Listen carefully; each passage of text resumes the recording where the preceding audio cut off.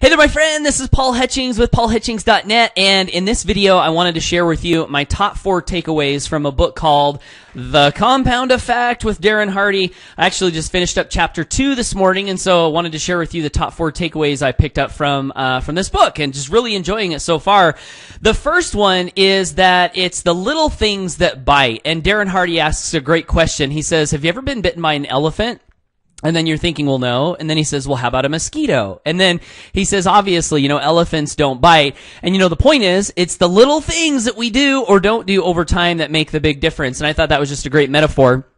The second thing, like a distinction I picked up, is that sometimes bad behaviors are disguised as good behaviors. And this came in the chapter where he was talking about, he's like, hey, let's say that you spend 2 hours watching mindless TV. And then he said, no, let's give you some credit. He says, let's say you spend 2 hours watching an educational documentary instead of preparing the presentation that you needed to prepare to land that big client. And I read that and I was like, oh man, like even an educational documentary can be a bad thing if you're doing it in place of something that you should be doing to grow your business or move your life forward. And that was just a reminder. One of the phrases that I've heard in church before is good, better, best. And the idea is that sometimes good things that we do those instead of the best things that we could do, and it's better to look for the best things we can be doing with our time, and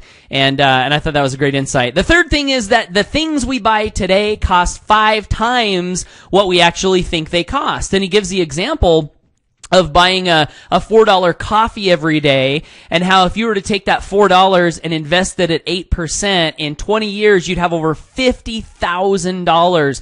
And so he said, when you spend $1 today, you're actually spending 5. And he says, is that coffee a day really worth the price of a Mercedes-Benz? And I was like, man, that's such a great question and such a great insight, and can really help us, I think with our spending, being a little bit more aware. And the last insight from chapter 2 of The Compound Effect is the magic sauce of awareness and change, is tracking. He said this has been his go-to activity that has brought awareness to what he's doing in any area of his life that he's wanted to change. And so he gives a challenge to, track, pick an area that you want to improve in, maybe your nutrition, maybe your finances, maybe you're developing a new habit, and track what you do in that area.